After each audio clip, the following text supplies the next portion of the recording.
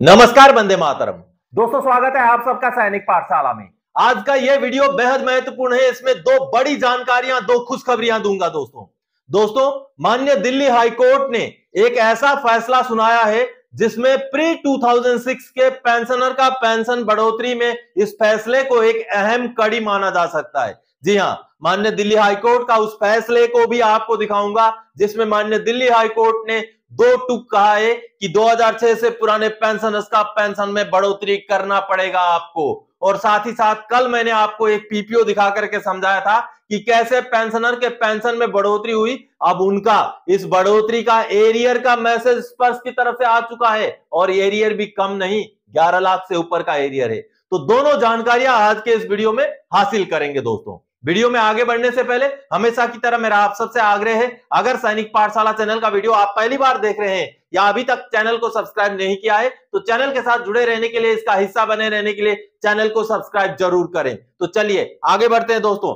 सबसे पहले खुशखबरी, सही जानकारी, सही कार्रवाई और स्पर्श से आया एरियर का मैसेज। एरियर 11,87,620 रुपए।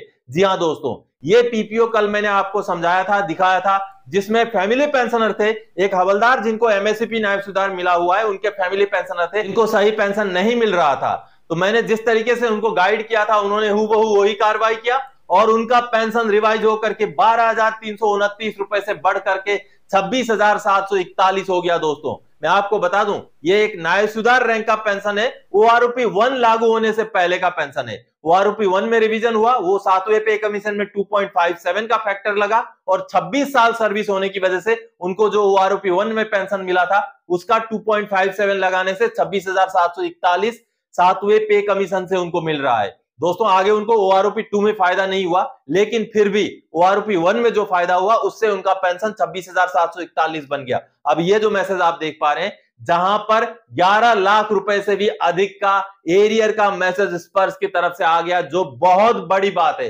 फैमिली पेंशनर को 11.5 लाख से भी ऊपर लगभग 12 लाख रुपए का एरियर अगर सही जानकारी की वजह से मिल जाए तो बड़ी बात होती है दोस्तों। आप भी सही जानकारी जरूर अपने पास रखें, आप भी सैनिक पाठशाला के साथ जरूर जुड़े रहें। अगर सब्सक्राइब नहीं किया है चैनल को तो चैनल को सब्सक्राइब करके चैनल के वीडियोस देखते जरूर रहें। चलिए अब महत्वपूर्ण जानकारी प्री 2006 पेंशनर्स के लिए दोस्तों। जी हां, प्री 2006 के पेंशनर्स के पेंशन बढ़ोतरी पर बड़ी खुशखबरी।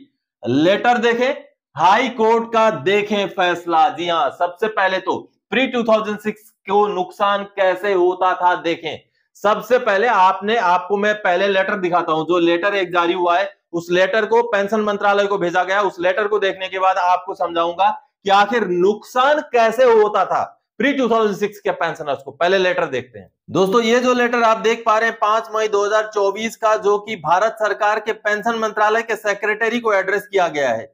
ये लेटर तो महत्वपूर्ण है ही है, लेकिन इस लेटर में एक कोर्ट के आदेश का जिक्र किया गया है दोस्तों, जो सबसे महत्वपूर्ण है। यानी कि ये वो आदेश है जिसमें 1 जनवरी 2006 से पुराने पेंशनर्स का पेंशन बढ़ोतरी के लिए दिल्ली हाई कोर्ट ने अपना आदेश सुना दिया है। जैसे आप देख पा रहे हैं, उसी आदेश का जिक्र करके यहां पर यह बताया गया है कि प्री 2006 के जो पेंशनर हैं, उन पेंशनर को गलत पेंशन, कम पेंशन मिल रहा है, जिसको माननीय कोर्ट ने भी माना है। और माननीय कोर्ट ने आदेश सुनाया है कि प्री 2006 के पेंशनर के पेंशन में बढ़ोतरी करके उनका एरियर भी भुगतान किया जाए। मैं आगे आपको समझाऊंगा दोस्तों कि माननीय दिल्ली हाई कोर्ट ने अपने आदेश में क्या कहा है। सबसे पहले तो आपको समझना जरूरी है कि प्री 2006 के पेंशनर्स को पेंशन कैलकुलेशन में किस तरीके से घाटा हुआ था। तो आप सबने अभी लेटर देखा दोस्तों। अब मैं समझाता हूं कि आपको नुकसान कैसे हुआ है प्री 2006 के पेंशनर्स को। अब चलिए मैं आपको समझाता हूं, यहां कैलकुलेशन करके समझाता हूं कि प्री 2006 में कैसे पेंशन दिया जाता था और पोस्ट 2006 में कैसे पेंशन दिया जाता है। अभी भी वही फॉर्मूला है। तो चलिए मैं आपको समझाता हूं। मान लीजिए एक सिपाही रैंक के पेंशनर है। मैं समझाने के लिए आंकड़े बता रहा हूं, समझाने के लिए रैंक बता रहा हूं, आप अपने हिसाब से कैलकुलेशन लगाइएगा। चलिए 9,900 रुपए मान लीजिए बेसिक पेंशन, बेसिक पे 9,900 रुपए बेसिक पे, यानी कि पेंशन आने से पहले की बात कर रहा हूं। मैं आपको समझाने के लिए आंकड़े ले रहा हूं, बार बार बोल रहा हूं, ये कोई फिक्स रैंक, फिक्स आंकड़े नहीं है। आप अपने हिसाब से कैलकुलेशन कर लीजिएगा, ठीक है। 900 रुपए उनका बेसिक, 9,900 रुपए बेसिक, उसके बाद क्लास पे 200 रुपए और लेंथ ऑफ सर्विस 17 साल। अब चलिए पोस्ट 2006 यानी कि अब 2006 के बाद में कैसे पेंशन कैलकुलेशन होता है। अब ये जो अमाउंट है 9,900 रुपए प्लस क्लास पे 200 रुपए। अब इसमें एमएसपी भी जुड़ता है, लेकिन एमएसपी को जोड़े बगैर ही मैं आपको समझाने के लिए बता रहा हूं, एमएसपी भी जुड़ेगा इसमें अभी जब से एमएसपी लागू है। चलिए इसको 2 से डिवाइड करेंगे, 9,900 यानी कि दोस्तों 10,100 रुपए टोटल हो गया। 2 से डिवाइड कर दिया, 5,050 रुपए का मंथली पेंशन। क्लियर हिसाब किताब है, कोई गड़बड़ी नहीं है। ये देखिए अगर 2006 के बाद के रिटायरी हो तो अगर 9,900 रुपए उनका बेसिक पे हो, 200 रुपए क्लास पे हो, तो उनको कितना मिलेगा पेंशन? 5,050 रुपए। अब समझाता हूं 2006 से पहले क्या होता था, क्यों बार बार बताया जाता है कि 2006 से पुराने पेंशनर्स घाटे में हैं। चलिए मैं समझाता हूं। अब उस समय में जो पेंशन का कैलकुलेशन होता था दोस्तों, वो कैसे होता था? बेसिक पे प्लस क्लास पे को पहले ही आधा करके जोड़ा जाता था, उसको 2 से डिवाइड किया जाता था। बेसिक पे यानी कि 9,900 प्लस क्लास पे का आधा, पहले ही पेंशन कैलकुलेशन से पहले ही क्लास पे को आधा किया जाता था, यानी कि 200 का आधा 100। इसको डिवाइड किया जाएगा 2 से और इनटू किया जाएगा क्वालिफाइंग सर्विस से। आपका क्वालिफाइंग सर्विस कितना है? मैंने लिया है यहां 17 साल। आपका अगर 22 साल है तो 22 लीजिएगा, 24 है तो 24 लीजिएगा, जितना भी आपका 15 है तो 15 लीजिएगा। अब यहां पर क्या होगा? Qualifying service divided by 33। ये 33 स्टैंडर्ड फॉर्मूला है। आप OROP 2 का OROP 1 का टेबल भी देखेंगे तो 33 साल तक ही सर्विस वहां पर है, उससे ऊपर का सर्विस नहीं है। तो 33 यहां पर लिया जाएगा क्वालिफाइंग सर्विस में। अगर आपका सर्विस 33 साल से कम है तो 5 साल जुड़ेगा 33 साल होने तक, यानी कि 17 साल है तो आपका सर्विस में 5 साल जुड़ेगा। लेकिन आपकी सर्विस अगर 30 साल है तो 5 साल नहीं जुड़ेगा, सिर्फ 3 साल जुड़ेगा। तो चलिए अब हम जोड़ते हैं 5 साल। ये स्टैंडर्ड फॉर्मूला है उस समय में जब दिया जाता था पेंशन। तो क्वालिफाइंग सर्विस कितना था हमारा? 17 साल था प्लस 5 यानी कि 22। अब देखिए ये हो जाएगा 10,000, क्योंकि 9,000 plus 1, 9,900 plus 100 10,000 divided by 2 into 22 divided by 33। ये देखिए अब ये हो जाएगा 5,000। 2 से डिवाइड करते ये हो जाएगा 5,000 और ये कितना होगा?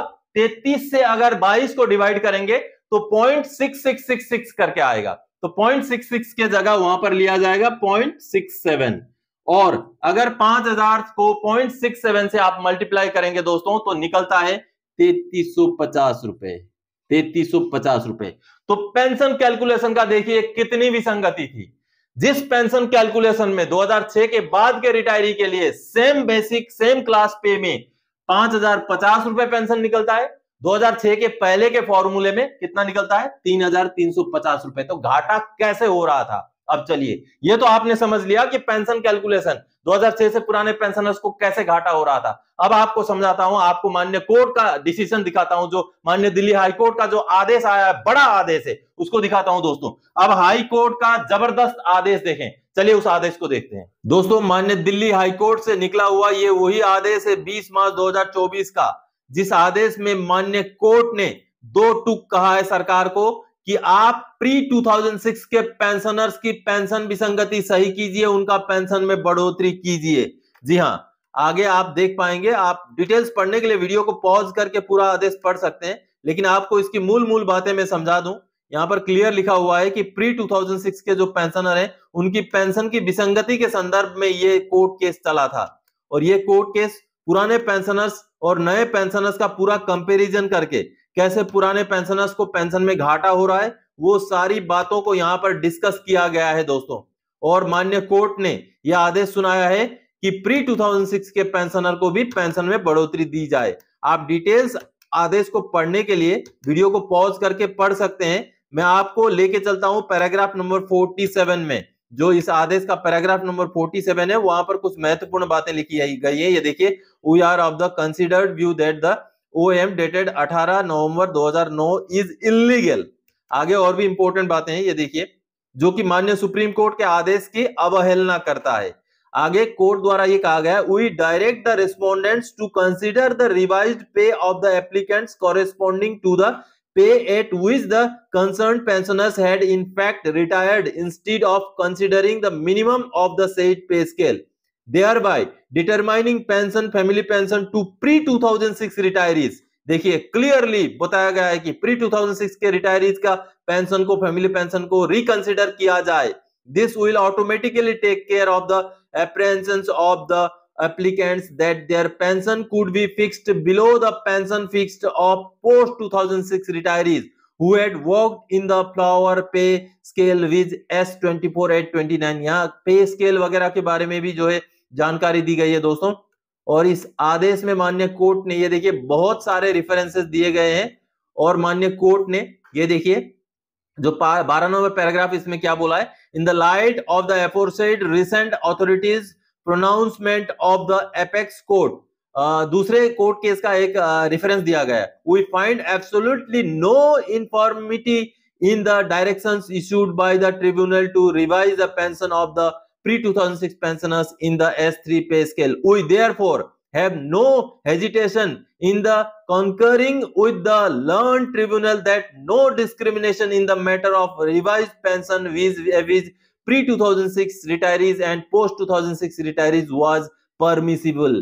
यानी कि पोस्ट 2006 और प्री 2006 के रिटायरीज के बीच में कोई भी डिस्क्रिमिनेशन पेंशन में परमिट नहीं किया जा सकता। ये माननीय कोर्ट ने दो टूक कहा है, क्योंकि माननीय सुप्रीम कोर्ट का आदेश है कि प्री 2006 पोस्ट 2006 को आप डिस्क्रिमिनेशन नहीं कर सकते।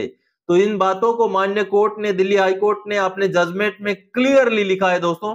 और माननीय कोर्ट ने कहीं ना कहीं पोस्ट 2006 के पेंशनर्स के हिसाब से प्री 2006 के पेंशनर को भी निर्धारण करने का आदेश इस जजमेंट में सुनाया है। तो आप सबने माननीय दिल्ली हाई कोर्ट का आदेश देखा दोस्तों। अब आपको बता दूं, हालांकि 2006 से पुराने पेंशनर्स के पेंशन विसंगति को सही करने के लिए कई सारे स्कीम्स बीच बीच में सरकार लाई है। जी हां, उसी में सबसे बड़ा है सर्कुलर 568, जो कि 2016 में लाया गया था पुराने पेंशनर्स को न्याय देने के लिए। और 2016 में उस सर्कुलर 568 की वजह से जो ये घाटा हुआ था क्वालिफाइंग सर्विस से, इसीलिए उस सर्कुलर को डीलिंकिंग ऑफ क्वालिफाइंग सर्विस भी कहा जाता है।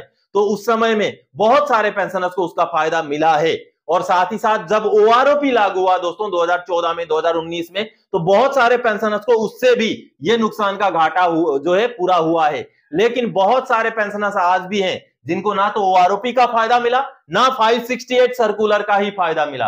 तो ऐसे पेंशनर्स को 568 सर्कुलर या ओआरओपी से कोई फायदा नहीं हुआ है। तो जो माननीय दिल्ली हाईकोर्ट का ये आदेश आया है, इसको फौजी डिफेंस पेंशनर जो है उनके लिए भी इस आदेश को लागू कराया जाए और पुराने पेंशनर्स को उस आदेश के तहत फायदा दिया जाए, ये हमारी अपील है। तो दोस्तों आज के इस वीडियो में इन्हीं जानकारियों के साथ आया था। आगे और कोई जानकारीदायक आपसे सरोकार रखने वाला विषय लेके मैं फिर से हाजिर हो जाऊंगा। तब तक के लिए जय हिंद दोस्तों।